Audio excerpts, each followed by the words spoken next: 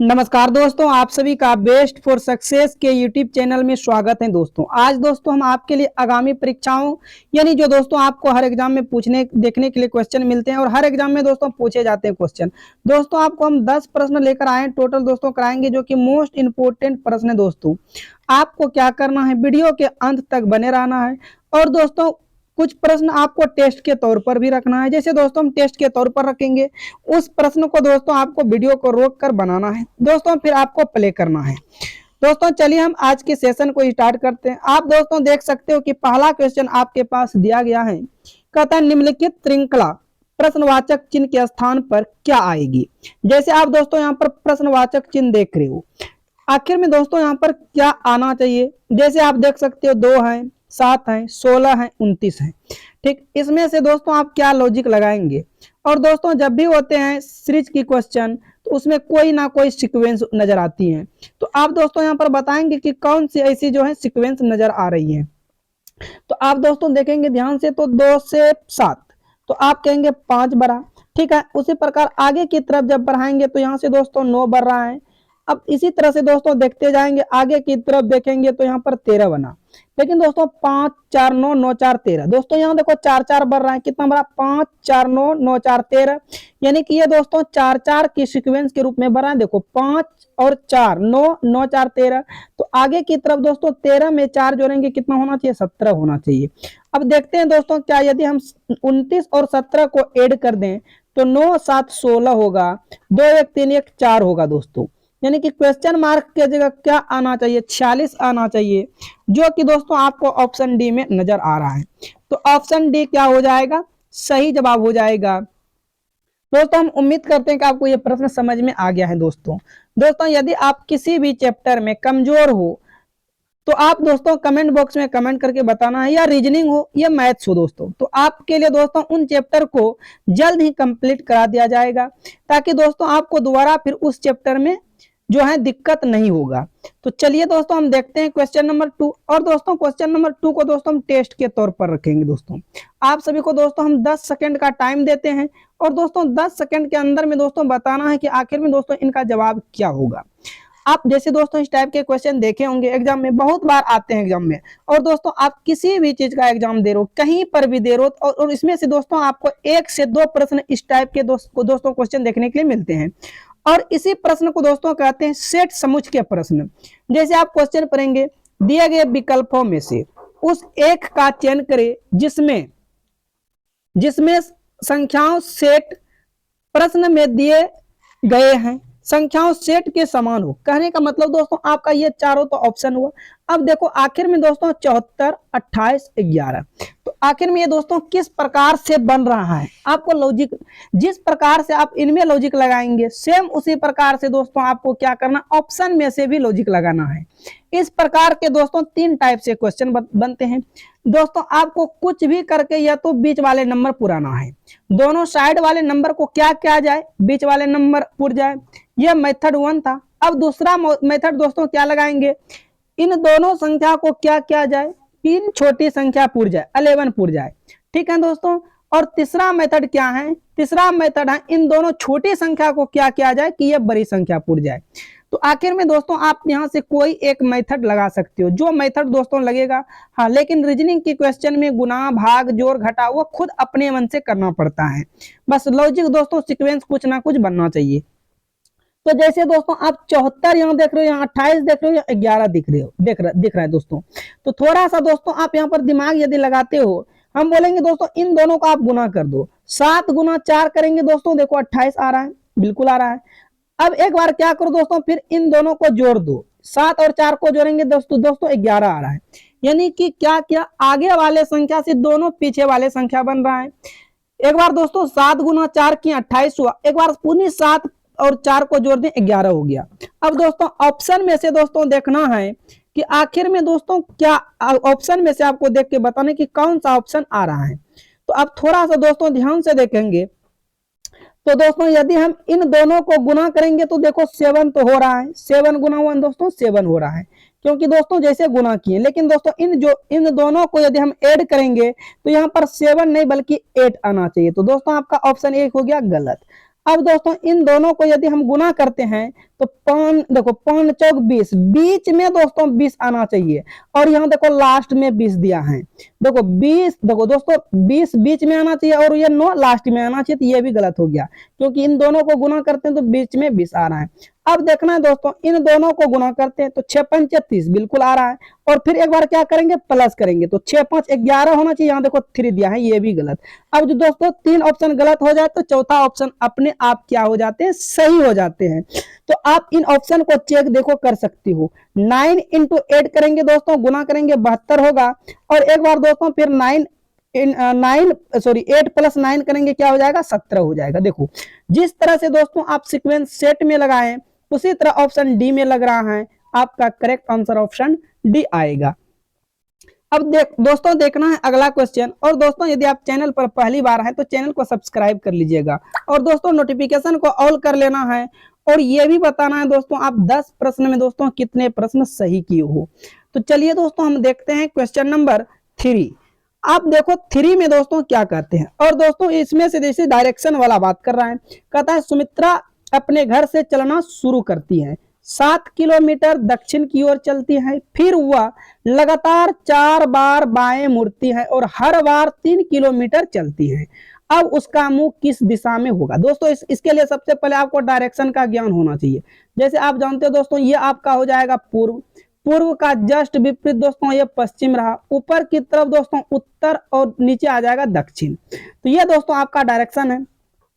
अब दोस्तों देखो ध्यान से देखते हैं, कहता है सुमित्रा अपने घर से चलना शुरू करती है और वह 7 किलोमीटर दक्षिण है। अब दोस्तों आप थोड़ा सा ध्यान से समझना, मान लेते हैं ये सुमित्रा का क्या है, घर है, ये दोस्तों सुमित्रा का घर है। अब वह क्या करता है, 7 किलोमीटर दक्षिण चलता है, तो इस जगह से जब दक्षिण जाएगा तो किधर आएगा, देखो दक्षिण नीचे की तरफ है, तो सुमित्रा यहां से चलकर यहां नीचे आएगा, और ये 7 किलोमीटर चला। ठीक, अब फिर कहता है फिर वह लगातार 4 बार बाएं मुड़ता है। अभी दोस्तों वह नीचे की तरफ आ रहा है, तो यदि वह बाएं, समझना दोस्तों, अभी देखो ये जो है इस तरह से आ रहा है, मान लो इस तरह से आ रहा है, ठीक है, इस तरह से चलते आ रहा है, तो इसका बायां हाथ कौन साइड होगा, तो बायां हाथ दोस्तों आप ध्यान से देखेंगे तो ये वाला होगा, ये वाला बायां हाथ। तो सुमित्रा जब अब बाएं हाथ की तरफ मुड़ेगा, तो अब बाएं हाथ की तरफ मुड़ेगा दोस्तों, देखो यहाँ से मुड़ेगा, बाएं हाथ जब मुड़ेगा, तो जब बायां ये वाला हाथ रहा, तो अब इधर तो मुड़ेगा, बाएं हाथ ये आ जाएगा, देखो बाएं हाथ दोस्तों ये आपका रहा। अब देखो वो 3 किलोमीटर चला, अब बाएं हाथ इधर रहा, अभी तो बाएं हाथ फिलहाल ये साइड है।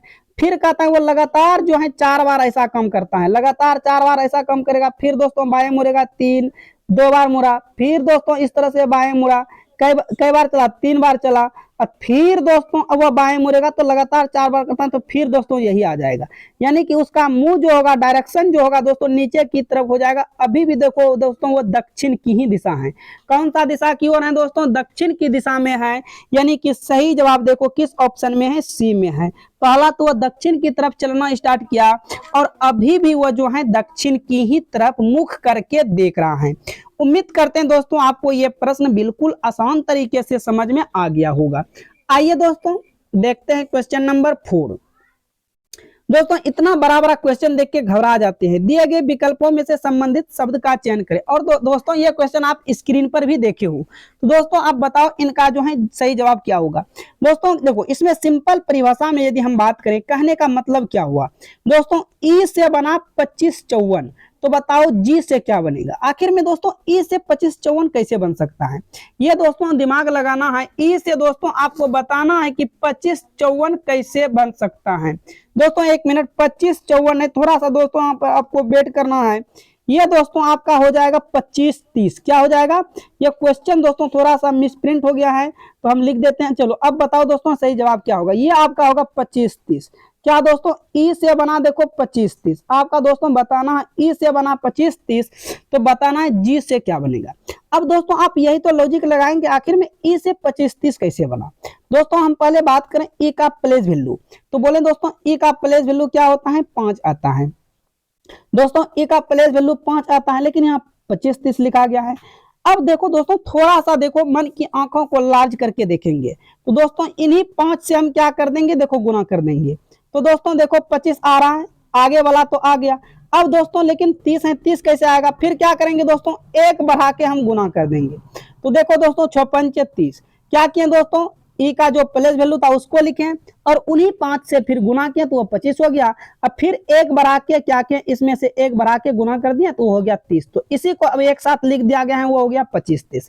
तो अब उसी प्रकार दोस्तों सेम देखना है, जी का प्लेस वैल्यू 7 है तो एक बार इसी संख्या से हम गुना कर देंगे।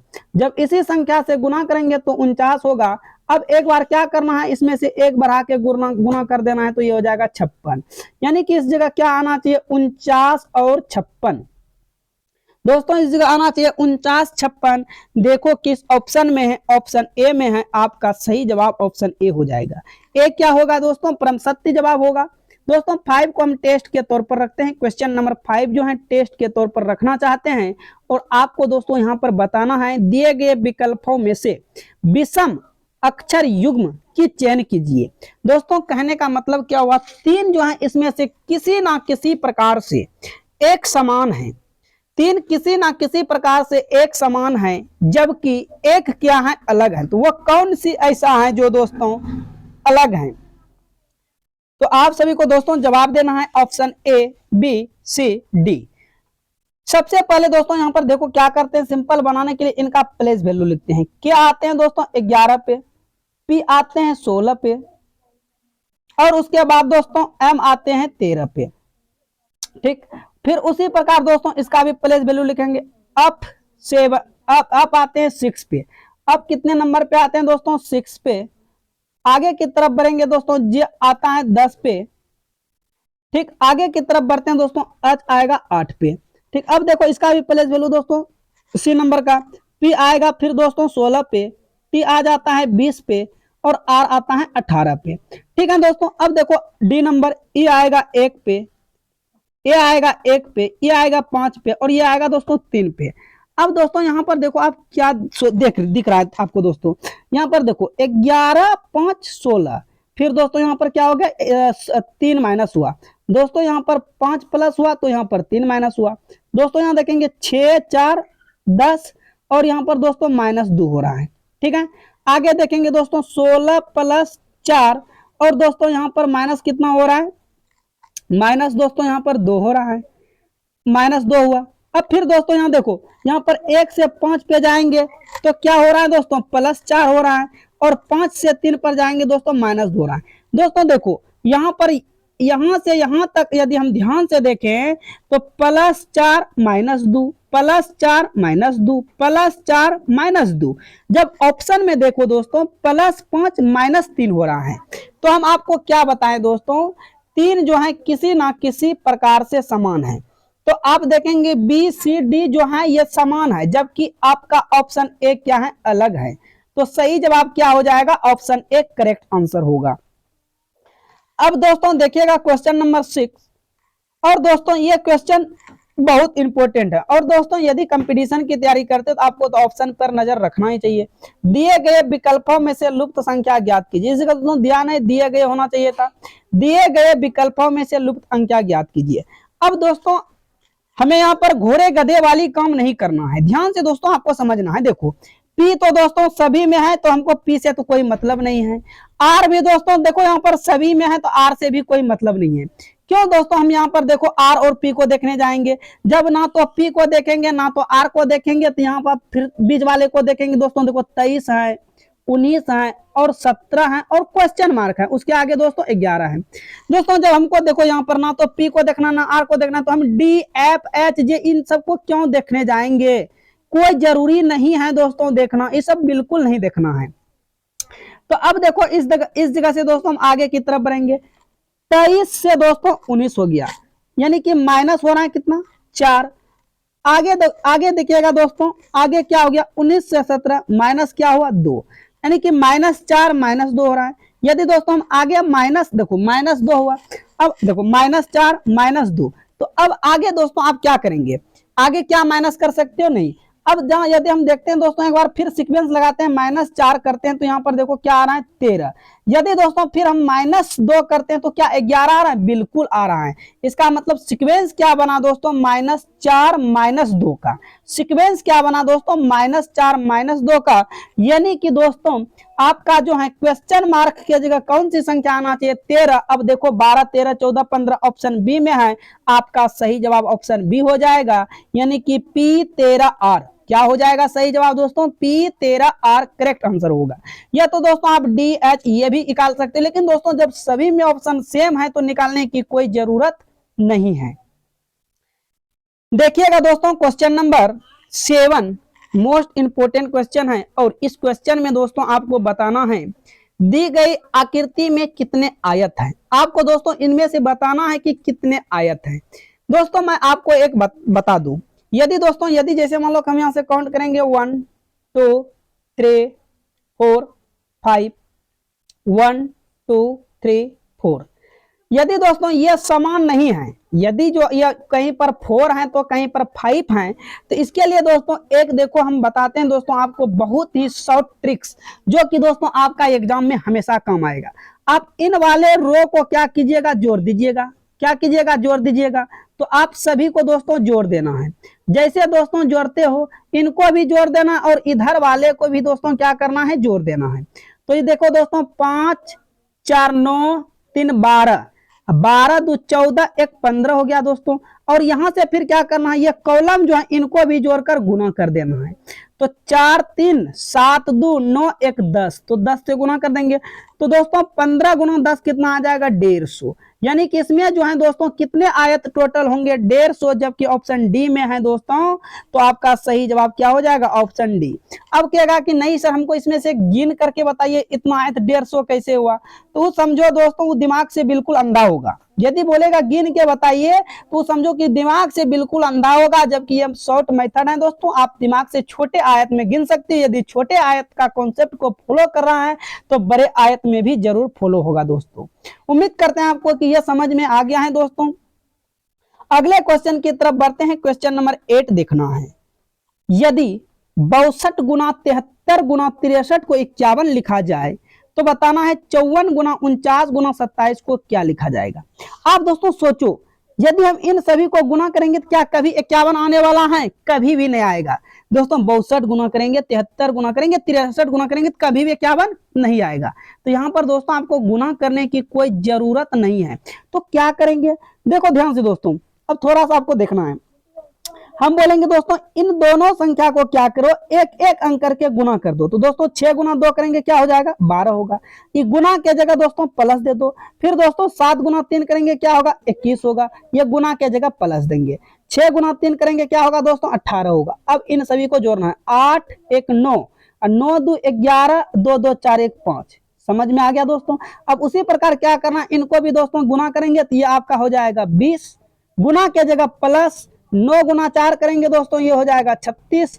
फिर दोस्तों यहाँ पर देंगे प्लस, 7 गुना 2 करेंगे 14। सभी को दोस्तों क्या करना है, जोड़ देना है। 6 4 10 कैरी 0, 3 2 5, 6 1 7 दोस्तों। यानी कि यदि हम 54 गुना 49 गुना 27 करें, जिस प्रकार आप 51 लिखा गया है 62 73 63 को, तो उसी प्रकार दोस्तों 54 49 27 को 70 लिखा जाएगा। ऑप्शन ए आपका करेक्ट आंसर होगा। अगला क्वेश्चन देखिएगा दोस्तों, आपका जो है ये ब्लड रिलेशन का क्वेश्चन है दोस्तों, रक्त संबंध से। इसमें से दोस्तों आपको 3 डायग्राम याद रखना है। 3 डायग्राम याद रखने के बाद दोस्तों ये क्वेश्चन बन जाते हैं। यदि दोस्तों इस टाइप का दोस्तों आपका फिगर देते हो तो ये दोस्तों पति पत्नी का संबंध बनाता है। सिंगल तीर का निशान दोस्तों भाई बहन का संबंध बनाता है। और ये ऊपर जो तीर का निशान चलता है ये माता पिता का संबंध बनाता है। ये 3 दोस्तों डायग्राम है, और इन्हीं 3 प्रश्नों से दोस्तों ये क्वेश्चन आपका बन जाता है। यदि दोस्तों माता पिता रहेगा तो ऊपर बैठेगा, और उसकी संतान है पुत्र या पुत्री रहेगा तो नीचे बैठेगा। ठीक है दोस्तों, इतना चीज आपको दिमाग में सेटअप रखना है। तो चलिए दोस्तों अब हम इस क्वेश्चन को सॉल्यूशन करते हैं। और दोस्तों आप सभी को भी ध्यान से देखना है और समझने का दोस्तों जरूर आप प्रयास कीजिएगा इस क्वेश्चन को। दोस्तों यहाँ पर देखो सब चीज दिया गया है। ए प्लस बी का अर्थ होता है ए बी की पति है। ए माइनस बी का अर्थ है ए बी का भाई है। ए गुना बी का अर्थ है ए बी की बहन है।